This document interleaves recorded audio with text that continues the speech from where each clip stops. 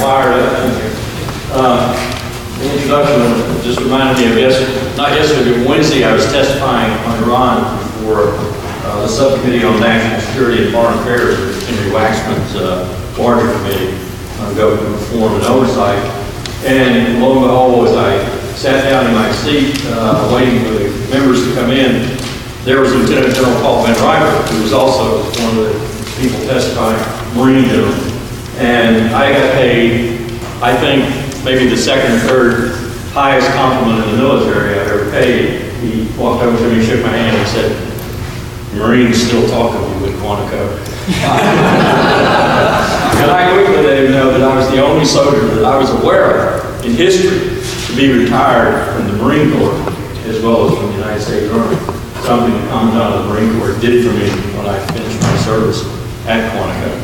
This is the same Commandant, General Chuck Krulak, who used to come up to me at social functions and pump my hand and say, "Tell me again why I have an Army officer in charge of my Marine Corps war college." So it was an interesting experience. It is a really humbling experience to be here in this church. And Marilyn has told me that the edifice is not the same as it was in 1793. But to think that Abraham Lincoln, his pew, John Quincy Adams, and others, of course, probably almost every president at one time or another has come here. John Quincy Adams is a favorite of mine because I love what he said about we are the friends of liberty everywhere, but the custodians only of our own. And what he said about if America were to go abroad to fight monsters, she would become a monster. I think he was particularly aware of the perils of power, especially the kind of power that our country accumulated post-World War II. We're still wrestling with our souls over that power. How to administer it, how to manage it, and not sacrifice our souls in the process. The debates over torture, which I cannot believe as a military man we entered into, the debates over our civil liberties, indeed, the debates over liberty versus security, amplify, characterize, and bring back struggle into recent belief in ways that, as a citizen, I sometimes shudder.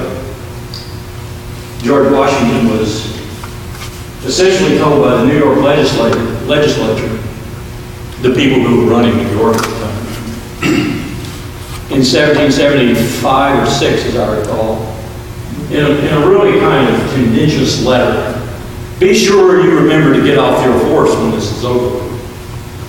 And Washington, as he was so good at doing, later to be reflected by Dwight Eisenhower too, wrote a nice, compact, in terms of those days, little response that contained in it one of the most precious sentences in my mind that any American has ever written. "I did not lay aside the citizen when I assumed the soldier." That, ladies and gentlemen, is the biggest difference between our armed forces and every other armed force that's ever taken the field. If we sacrifice that, we're sacrificing one of the most powerful aspects of our existence. And when the armed forces were involved, purposefully involved, in torture and near torture, we come perilously close to sacrificing them. Which is why I'm with John McCain when he says the United States should not do torture, period. I don't know if you saw what he said the other day, but I thought it was right there where it should be. He said, one of the things that gave me strength in 5 years plus of being in that hell that was the prison that the Vietnamese kept me, one of the things that sustained me was thinking constantly, my country would never do this. My country would never treat people this. And it gave him the upper hand. Much as an Israeli court Supreme Justice recently wrote, 1999 if I recall correctly, in a Supreme Court decision, these words. He was a lawyer, so there were a lot more words, but these are the words that I concentrated on. A democracy may fight with one hand tied behind its back, but it fights with the other hand. Sacrifice that, and you're no longer what you think you are. Very eloquent sentence or two in the middle of that lengthy legal opinion. But we're here to talk about Cuba. I went to Cuba the first time in 1958. Hey, my grandmother's admonition, by the way, my grandmother taught first grade for 61 years without missing a day. Wow. And she taught Sunday school for 65 years without missing a day. The Darlington, South Carolina Baptist Home gave her a room in perpetuity. And she died at the ripe old age of 97, and she was still talking to me about her travels. But she took me, I was about 10, to Cuba in 1958. And I remember one thing she said to me as we got off the boat. She essentially said, now I was a precocious 10-year-old.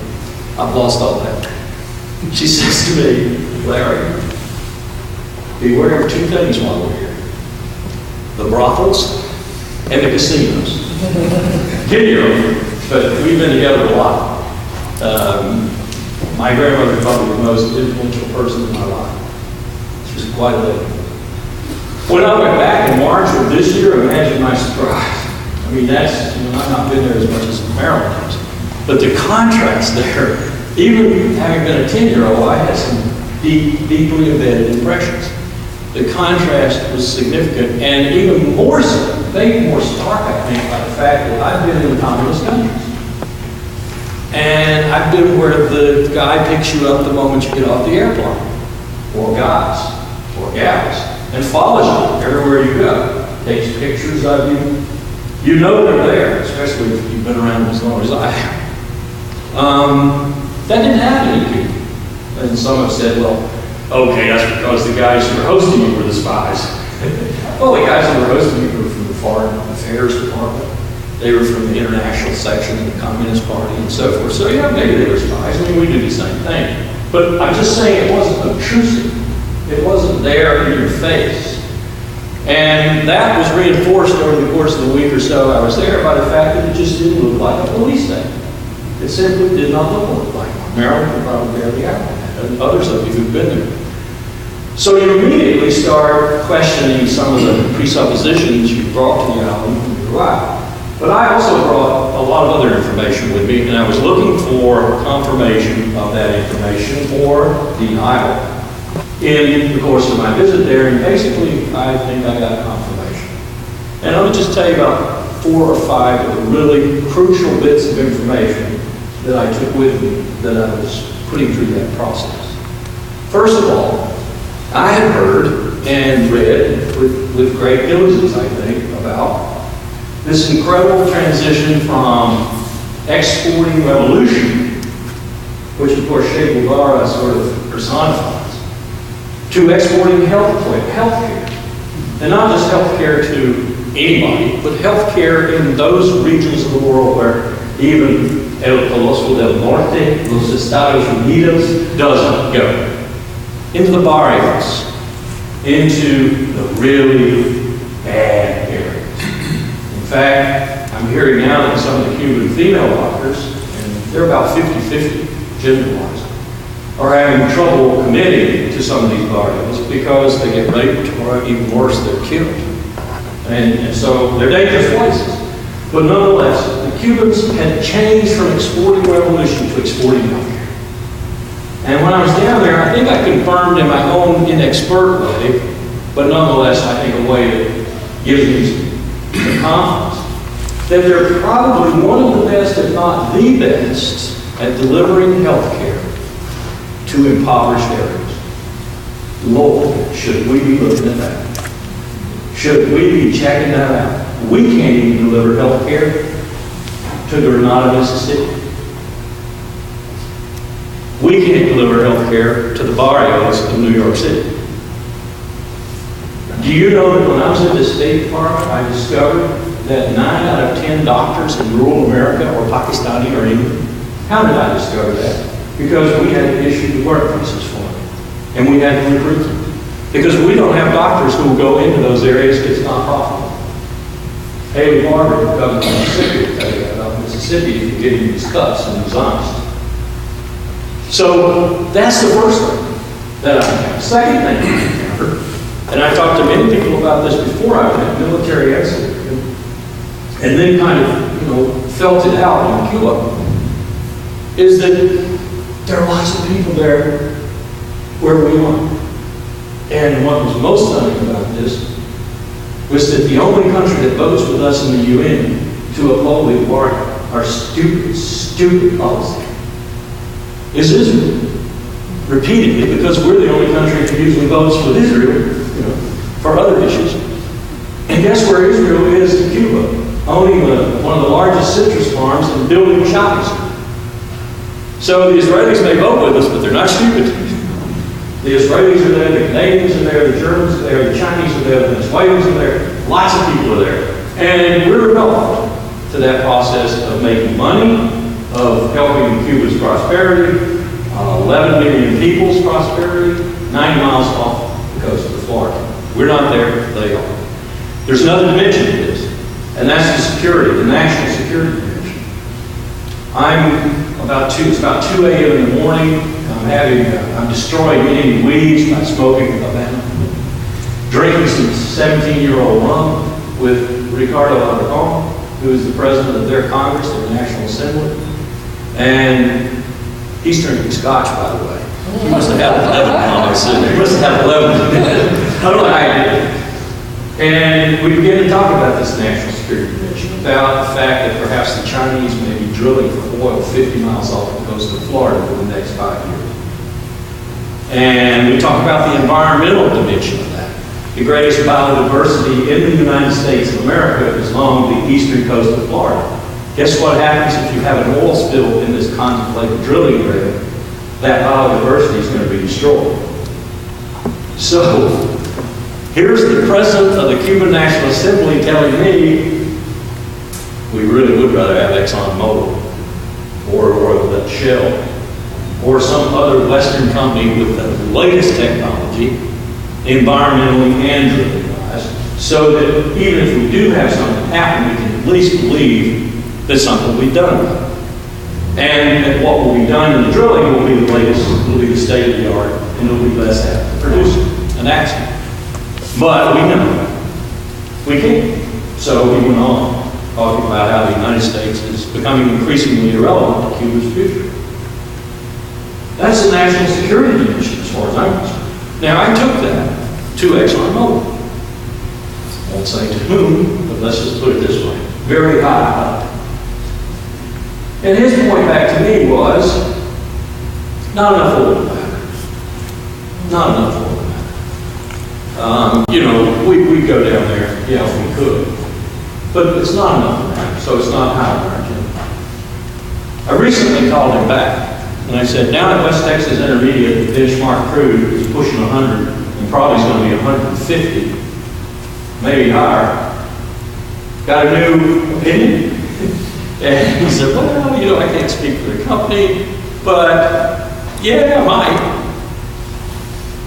Price of oil isn't going down again, in my view. It may fluctuate a little bit, but it isn't going down. So that creates a little more interest amongst the Western oil companies, even though there isn't a lot of oil in there. But I just keep coming back to the security dimension. I don't think, given current conditions in the world, I would prefer China drilling off the coast of Florida to the United States drilling off the coast of Florida, or some other Western company. And I see that also as a way to get some of the embargo at least lifted. And there is, in fact, legislation to lift that part of the embargo to allow Western oil companies to go in and explore and perhaps drill. But it's going nowhere. It's going nowhere for the same reason travel restrictions seem to be going nowhere, although they have more congressmen backing lifting some of the travel restrictions. And they have a lot more humanitarian aspect to in the short term, certainly, because even Cuban Americans are being punished badly by these travel restrictions. But even that can't seem to get the kind of leverage that's necessary to get it through. And that brings me to my ancillary and the most important point about both of these issues and subsequent ones too. It's not on our agenda. That's one of the biggest problems we have in overwhelming the inertia surrounding U.S.-Cuba policy. It's not on anyone's agenda. I was just down in North Florida. I made 7, 8, 9 speeches in 2.5 days. University of Florida, University of Northern Florida, University of Southern Florida, University of Central Florida, Tampa Council on Foreign Relations, Tampa Club, the Cuba Club, different places. And even there, it's not high on people's agenda, even in Florida. Now, if I went down to Dade County, it would be, but that's because they got a jobs program going down to Dade County. The jobs program is supported by Dana Ross Layton, Debbie Washington Schultz, and Diaz Balart, and others in the U.S. Congress. It's a real cushy deal. The government, under Bush, for example, appropriated $75 million to go down to Dade County to run Radio Marti and TV Marti, which is absolutely ineffectual in Cuba, but it gives Cuban Americans jobs in Dade County. Those Cuban Americans put a little money back in these political action committees with these particular congressmen and keep them well fueled. And we're letting probably one of the smallest lobbies in America handle the Cuba policy for all the rest of us. Because essentially of 27 electoral votes in Florida and the lack of any courage on any president, secretary of state, or anybody else's part to go against this cabal, this hijack. And the same reason Secretary of State Powell signed up for this new onerous burden on travel and other aspects of U.S. Cuba relations. Because if you're the Secretary of State and you walk into the Oval Office and you've got the Vice President of the United States and the Secretary of Defense and at times the National Security Advisor fighting you on Iran, Iraq, Afghanistan, North Korea, China, and a host of others, there's no way you're going to drag Cuba in and try to win that fight. No way. So these people in Florida have a lock on U.S. Cuba policy. Mostly because of disinterest, apathy, or just too much. Iraq, Iran, Afghanistan, I can tell you right now, the Carters of power are sucking all the energy out of the room. All the energy. Dr. Rice, whoever you want to talk to, they don't have any time left to think. That's one of the reasons I think she's being criticized about her management style. How do you manage anything when you have no time to manage? When every moment of every day, 7 days a week, is consumed by what appears to be massive U.S. strategic failure in the Middle East, by a huge attempt to accommodate some of that failure and reverse a bit of it with the Israeli-Palestinian situation, which is inevitably going to fail. Everybody knows it. But I applaud her trying to get it together, trying to recover something at least. How do you deal with Cuba when you've got those kind of problems? Steve Clemens, on his blog, who blogs on Cuba, read the responses from his readers, and his readers are pretty erudite. I suspect about a third or better of them are what you would call members of the intelligentsia, or at least they're highly educated. And they come back and say, Steve, why are you blogging on Cuba? Yeah, of course it's terrible policy. Of course it's dumb. But my God, there's Iraq, there's Afghanistan. Why would anybody want to be worried about Cuba? Well, I think you have to be more comprehensive if you're going to be president of the United States. I think you have to look at everything. And this brings me to my next point. I think the quickest way to revitalize and re-energize U.S. relations in Latin America, which are abysmal right now. Ricardo Alarcón said to me, give me 10 Lulas and I'll rule the world. There was some reason he said that. Lula is a dynamic, courageous leader. I don't know if you noticed it the other day, but in the Washington Post, when they listed the greatest polluters in the world, and the United States was at the top of the list, and then China's about to overtake us, and so on. Brazil went on the list. Brazil is a huge country, but one of the reasons is Lula and some of the programs that he started and some of the things he's doing. There are other leaders in Latin America whose attention we need, whose cooperation and help we need. We have truly low ratings in Latin America. As low perhaps as in the Middle East and Europe by some levels with some particular countries in Europe. One of the quickest ways to reverse it would be about what's wrong with Cuba. I mean, if I were the new president, I'd come in, I'd take about 60 days, and I'd say, man, I'm going to China, as Richard Nixon and Henry Kissinger did in an earlier time. I would not necessarily visit Havana right away, But I would start to lift the embargo slowly. And I do it slowly for two reasons. One, because I think that's politically sound. And two, you don't want to bury Cuba. We are El Coloso del Norte, the Colossus in the north. That's on every Latin American's tongue. That's their phrase for us, if it's not worse. We have a $14 trillion GDP, there are 11 million people. So we don't want to inundate them right off the bat. They don't have the hotel structure, they don't have the infrastructure in general to support the kind of tourism that would probably develop. So we need to do this in stages, but we need to make it very public up front that we're seeking a rapprochement. Some of you may say, how could you have a rapprochement with El Comandante Jefe, Fidel Castro? Ladies and gentlemen, if you don't know, the transition of leadership in Cuba has already occurred. Raul Castro was in charge. It didn't matter who I was talking to. Would-be dissident, and they would never identify themselves that way to me because they view our support as harmful. Or economists at the University of Atlanta, or someone in the regime, or the military guy in our interest section who came by at 6 a.m. to talk with me.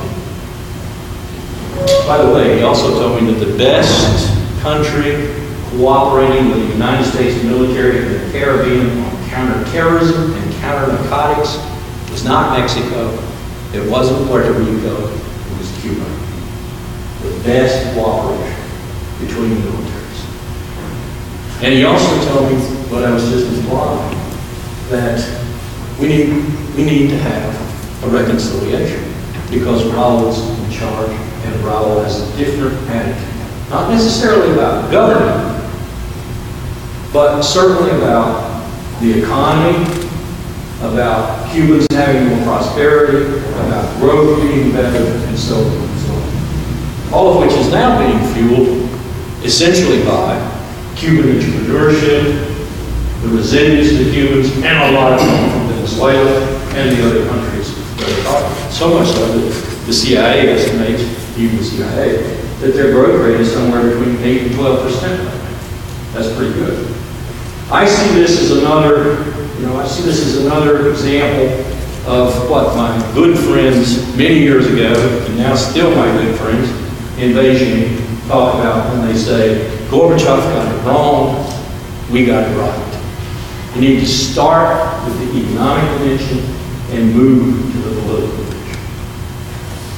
You're not going to start with a political dimension the way President Bush has articulated, first and foremost because the Cuban people will just flat not cooperate. Our absence and the absence of people like us is not good for the Cuban people, in my view. No contact at all has all kinds of ramifications, not the least of which is if we are interested in more freedom, if we are interested in bettering their human condition, not having any contact and isolating them doesn't help that at all. There are other dimensions to it too that I referred to earlier. There's the dimension of how well they handle healthcare. And that has more ramifications than just impoverished areas. I also went to the Finland Center where they do vaccine development and learned that they have developed a vaccine that's just about wiped out a certain epidemic proportion disease in Cuba that we have in some incidental rates out in California, Oregon, and so forth. But we can't even, under the current regime, exchange data and visits and even vaccines with respect to that and maybe save some children's lives in the United States because they developed the vaccine and we never did that. So there are other ramifications to this too. Bottom line, in my view, is 48 years of failed policy is enough. You've heard this. The definition of insanity is doing the same thing over and over and over again and thinking you're going to get a different result. Well, for 48 years we've been doing it. Castro has outlived how many U.S. presidents? 7, 8? Castro's still there, perhaps not for much longer. Raul's in charge. 11 million people ought to have contact with us. We ought to have contact with them. Their security dimensions, there are humanitarian dimensions, there are freedom dimensions. It's crazy. It's lovely. Thanks. Question?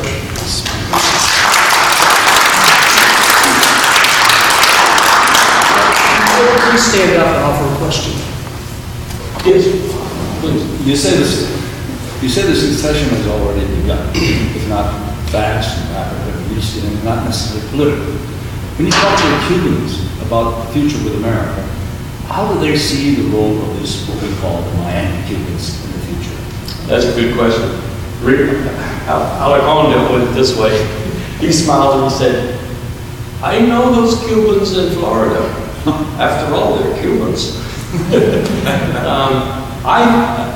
Based on polling, recent polling in particular, and some conversations I've had with younger Cubans who tell me that this is happening, this is what I just suggested in terms of the hijacking of U.S.-Cuba policy is going to terminate anyway.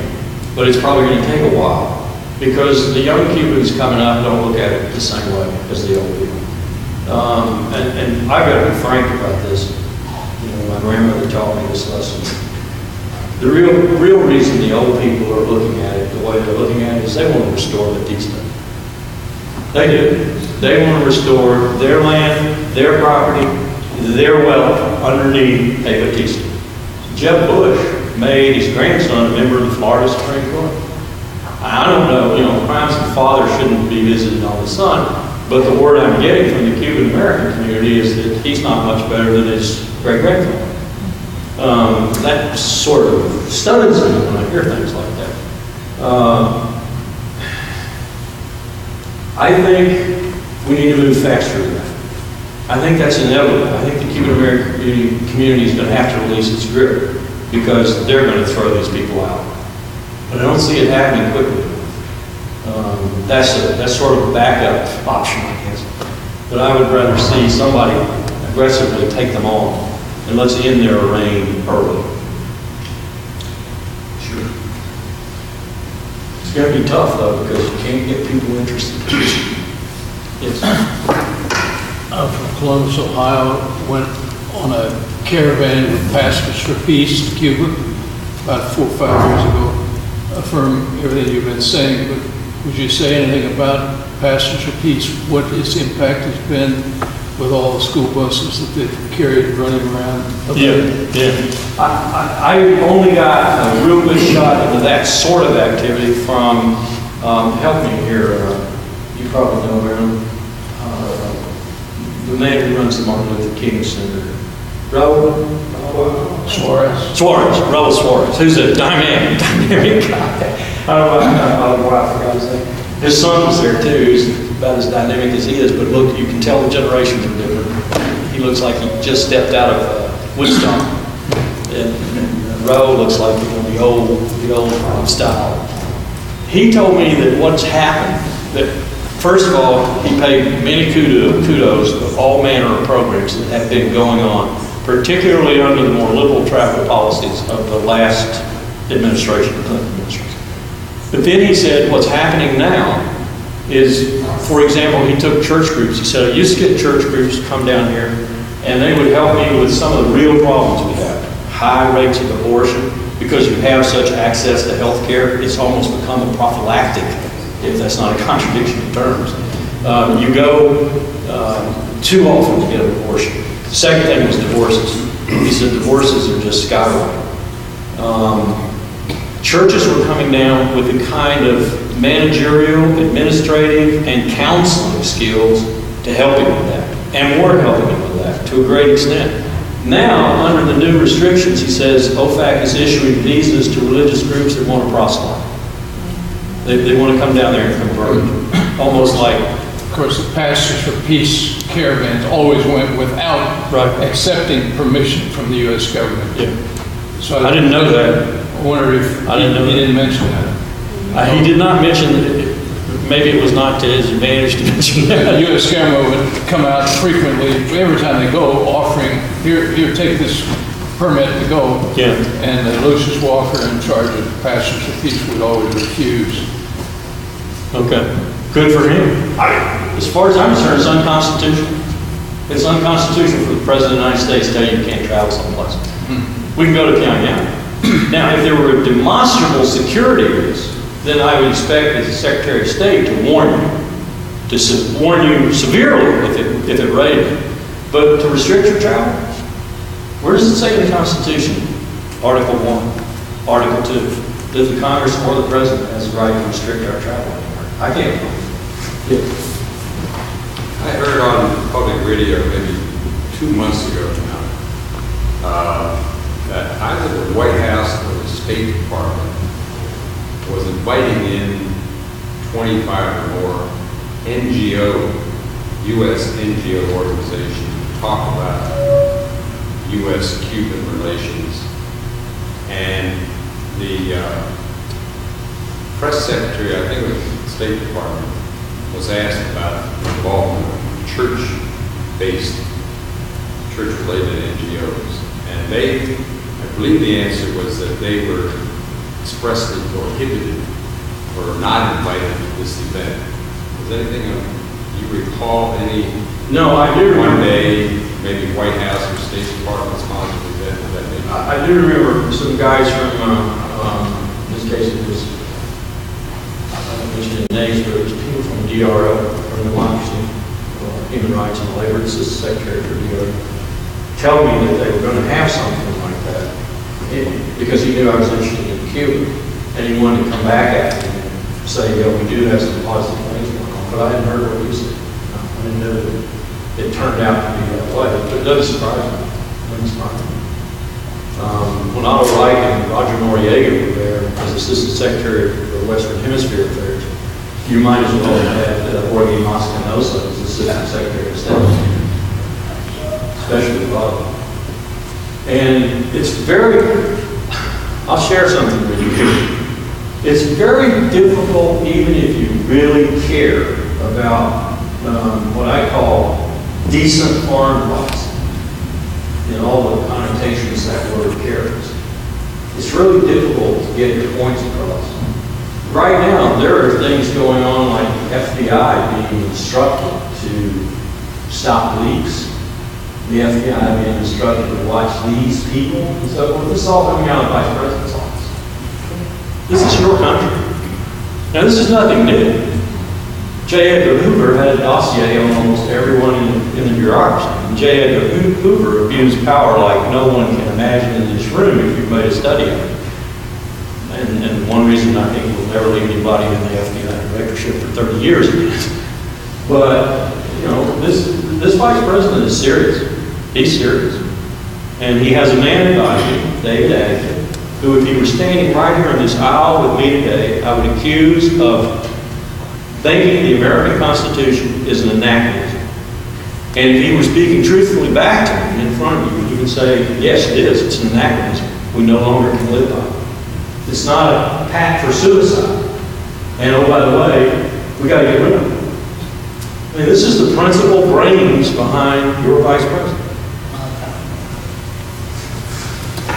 Supposing Venezuela and Iran and Russia and so forth decided that at this point of potential transition in Cuba, that they would cozy up to Cuba, develop some economic joint plans and so forth. Would that get this government's attention? I'm sure it would. But I get the impression, I may be wrong in this, and I'm sure there are people who have nefarious motives in Cuba just like they do everywhere. But I got the impression when I was there from a whole host of people representing one element of the Cuban government that they're more interested in the things they're doing right now, like delivering health care. That's marvelous public diplomacy. They got asked after their help in Pakistan to create an embassy in Islamabad. That's the first time Cuba's ever had an embassy in Islamabad. That's public diplomacy. So I think they're really excited and energized about some of the things they're doing, and they like doing them. I think Alarcon was using this as a tactic to put pressure back on me, but I think nonetheless there's some truth in it. They believe we're becoming increasingly irrelevant. As long as they got to the rest of the world, or a good portion of it, we are. EU had a $16 trillion GDP last year. $16 trillion. The EU, that welfare state, bunch of dudes, you know. We had a $14 trillion GDP. It seems to me that a lot of what Cuba has done has been very well received in some ways by their own people. Medical care, their economy, and what they're exporting in terms of those policies and those realities for their own people to the rest of Latin America are interesting models. Why would Cuba be all interested in having mobile come in or the West come in with a very different kind of agenda than what they have up and running? It seems to me that if I were a loyal, thoughtful Cuban, I wouldn't want any deeper relationships with the United States than we have. I don't like what we have because they're animosity, full of animosity. But the Cuban economy has done remarkable things after a severe withdrawal of the U.S. and Russian help from America. So it seems to me, why don't we treat this as a really remarkable, interesting sign and symbol of how people can deal with healthcare and with an economy? No, I don't disagree with you. I want to be a little more realistic about it, though, and say that any country with 300 million people and a 14+ trillion GDP living cheek and jowl with a country of 11 million with a GDP that doesn't even come up to 1% of that, there's going to be influence. There's going to be influence. And I would rather it be positive than bad. Could I have a follow-up question on that?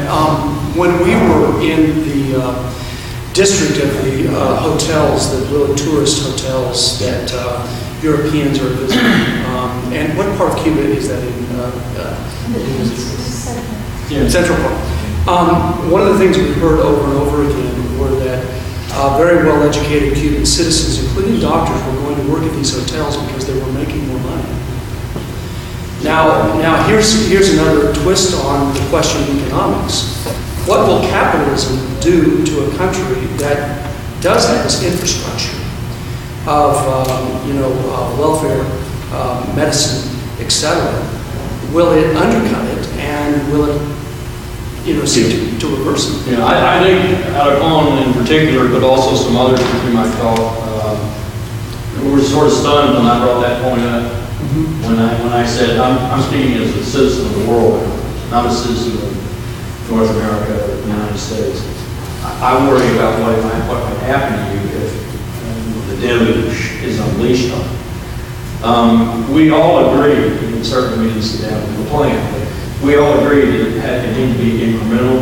It needed to be looked at on both sides. It needed to be understood on both sides. And it did need to be, the deluge. It needed to be orchestrated. I think that's possible. I think it's doable. And I think we both have things we can give them. When I talk to people I thought really knew their brief at the University of Alabama, for example, and some economists, even in the government, I heard an appreciation for this. And I heard the trepidation that was in your voice. But nonetheless, I heard this eagerness and this energy to meet that challenge. And they think they can deal with it. I'm not sure, because we are, we just wander around the world like an 800-pound gorilla with no head. In fact, that's what a former Canadian Prime Minister said to me.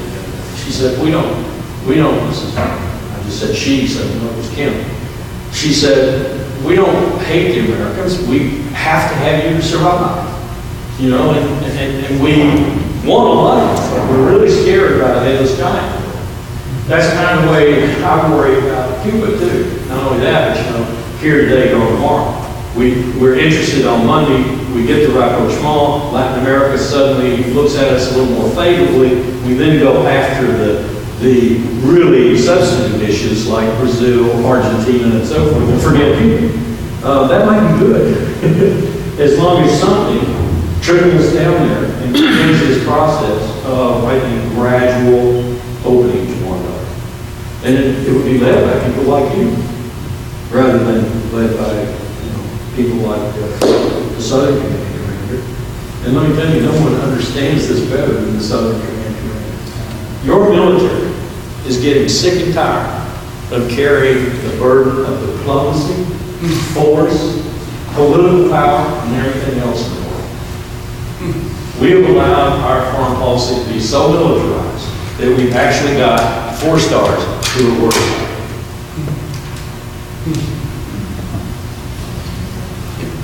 Yeah. I'm curious, you mentioned that the cooperation between our military and the Cuban military shows was a part-time, okay?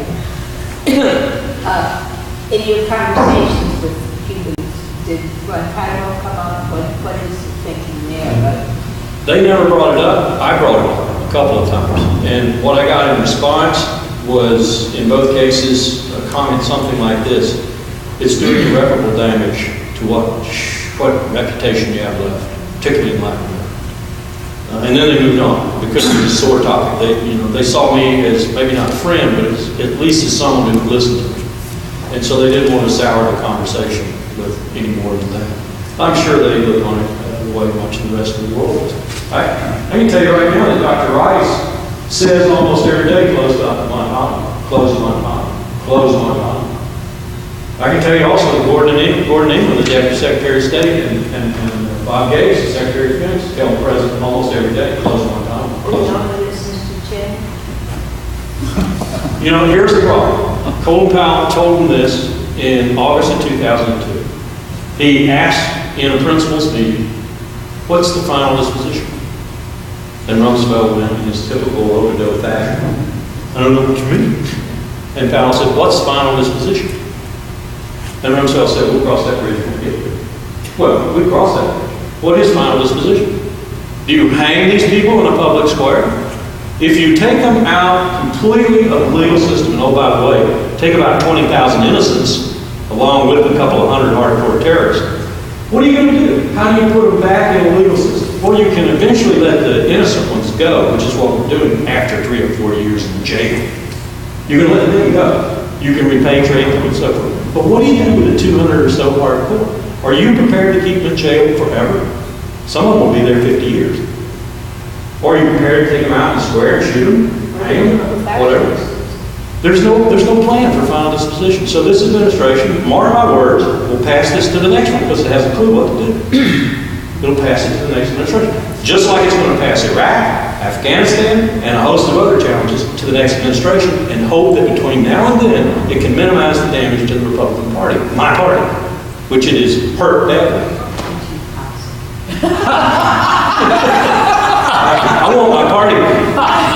It's been hijacked, just like U.S.-Cuba policy. The State Department has this voluminous document describing what we need to start doing to prepare for the independence of Cuba and removing its thorn in our side. Have you seen the document? Do you have any impression of it? If you're talking about the commission's paperwork, document, yes, I've seen that. Yeah. What's your impression about that? The transition's already happened, and they're talking about affecting the transition. It's already happened, and secondly, even if it hadn't, and even if there's to be another, which inevitably will be post-arrival, the Cuban people are going to do it, not us. The only way we could affect it is the way we're affecting it in Iraq. I dare say that's probably not going to be on any president's agenda. What do you think is going to happen to that document? Are It's going to go government acting on it? It's going to sit on the shelf and gather dust. Like 90% of the documents are created by what I call the Jacobins. They aren't neocons. There's nothing conservative about them. They're Jacobins. Jacobins being Danton and Robespierre, who corrupted the French Revolution. That's who they are, Jacobins. You made some references to overall foreign policy, militarization of everything. I'm just wondering if you see a way that maybe peace-oriented church community and some parts of the military community can somehow work together to kind of highlight that word in the My military. I don't know if that would happen. Yeah, my military would love that. You probably know it, but the military is deeply religious. in some respects, it's worrisome. If you look at demographic data on your military, there are 6 or 7 states that provide an inordinate amount of the officer pool. And it's not by population size either. You also look at demographics for our enlisted and NCO Corps, and you will see, for example, things like 54,000 aliens. That's 5 divisions. When I was in Vietnam, in a cavalry squadron of about 900, I had an Australian and a Greek in the whole squadron. Now we got 54,000 people seeking their citizenship through enlistment in the United States Army. There have been people who've done this sort of thing before, you know. Hessians. I'm not disparaging the soon-to-be or the now existent patriotism of these people, or their desire to become citizens and to do more than 99.5% of the rest of America is doing. But still, it's an indicator that we have to go that deeply into alien populations to fill out an army. It's mostly Hispanic. In fact, your military, your army, according to a study just done by a very good sociologist at West Point, is going to flip over just in the next 22 years from being predominantly African American in its enlisted ranks to being predominantly Hispanic in its enlisted ranks. And the Army right now is furiously trying to figure out how to build the officer structure over those years so it builds up to having somewhere near equivalency in the officer corps. Don't forget for a moment that when we allowed Richard Nixon to create the all-professional force, we took the citizen soldier aspect largely out of the United States military. Not only that, we then compelled socioeconomic conditions to be the predominant reason people would enlist. And anybody tells you different, including my boss, Colin Powell, who laments having to say this even in private, anybody who tells you different is either naive or lying. That's not to denigrate their patriotism. It's not to denigrate their courage or anything else. It's just to tell you that if they had the background my students at William & Mary and at George Washington have, they would not be in the military. Most of them. I don't know if you've seen Charles Ferguson's documentary, No End in Sight, about Iraq. If you haven't, I recommend it, but there's a really fine Marine throughout it. And he closes his comments at the end. Seth Moulton is his name. And he says at the end, don't tell me this is the best America can do. Don't tell the Marines who died in the job. Don't tell me. Don't tell me. He's a hard man. Seth is a hard man. You know how many of those that are in the Marine Corps? I can count them with one hand. Harvard, Dartmouth, Cornell, Princeton, Yale, Stanford. They don't send many people in the armed forces. Are there recognizable differences in the Republican and Democrat Congress people and the way they approach this problem we're talking about? Cuba? Yeah. We've been trying to break in. We have been singularly unsuccessful with Senator Clinton's people. We have been somewhat successful with Senator Obama's people. You may have seen he actually leaned forward in the foxhole a little bit about Cuba. We don't have to work with Chris Dodd. He's smart. He's got the policy. But what are his chances of being elected? We've been listened to in Mitt Romney's group. I think we've been listened to in one or two other places, but I don't think anyone is going to, during this pre-general campaign period, fess up to it. Frankly, I was surprised that Obama went as far as he did. By voting records or in the way they approach it? They're scared of those 27 electoral votes, I think. And what about Congress through the last year? Oh, there have been quite a few people. Charlie Rangel has gotten a number of people to sign up to co-sponsor or to participate in or be in support of his travel restrictions that the legislation brings up. Jeff Flake, a Republican from Arizona, was adamant on this. The governor from Massachusetts. Yeah, he's adamant too. The General Governor and I had to talk about the Hemingways and how silly this is, you know. Hemingway's a legacy of everybody, the globe, not just Cuba, not just America. And yet, there are precious artifacts and books down there that are wasting away because we won't allow the proper procedures, which we have control over, to be used. We won't sell them digital copiers and things like that. And when someone else tries to, we step in and bring the hammer down and say, if you do that, you're going to lose commerce with us. It's a powerful weapon. And this is crazy. Hemingway's estate is a legacy of everyone's. It should be looked at as non-political. Maybe just one more question. I won't ask whether you're for the reinstallment draft or not. I'm for Chuck Hagel's I legislation. thought so. And you said the succession is underway. The name is Raul, but it's Raul with the military. Do we know anything about what the tendencies are in the military? Is there any what could be called liberalization or any tendencies which might favor at least a breakdown somewhat of the totalitarian state? All I can tell you is that I think the president's call for literally the call implied the military to rise up and help the people, or not to obstruct the people. I think that's crazy because the military is off the people. It's just nuts. Where a successor to Raul would take Cuba is my big question, future question. And I had lots of conversations about this. One particular individual talked to me this way. He said, Castro had a number of what you might call young Turks around him, Red Brigade types, if you will. And these people were constantly doing, 40-ish and under, they were constantly doing things for Castro, and as they did things for him, they just totally ignored the ministries, the National Assembly, the ministries, and everything else. So one of the things Raul did immediately was put these young Turks in their place and began using the existing government bureaucracy, ministers and so forth, to execute policy. Then this person said to me, remember this is back in March, the young Turks aren't dead.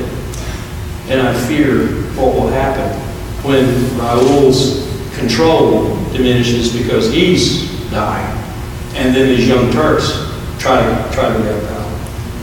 That was the most concerning comment I heard from a very respected source. Young Turks radical yet? They're imbued with El Comandante ethic. They're imbued with the revolution, and they're imbued with what you might call power that comes along with that. Yeah. And that's of some concern. It certainly is a concern to this university professor. Okay, one more. Along these lines, the Cuban military is very heavily involved in the economy. Just like in China. Right. Is it possible, do you have any feeling about the influence of the non-young Turks and their attitude toward Raul in the United States? One of the most startling things to me, and they couldn't have planned this, there's no way. We went down to the Malecon and walked amongst Cubans, and we went in the dark alleys at 3 a.m. in the morning. There's no way this could have been orchestrated. It's a lack of animosity towards us. It was astounding.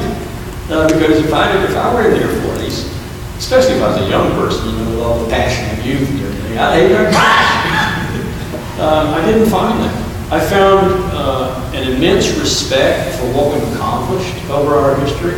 I found an absolute affection for the American people.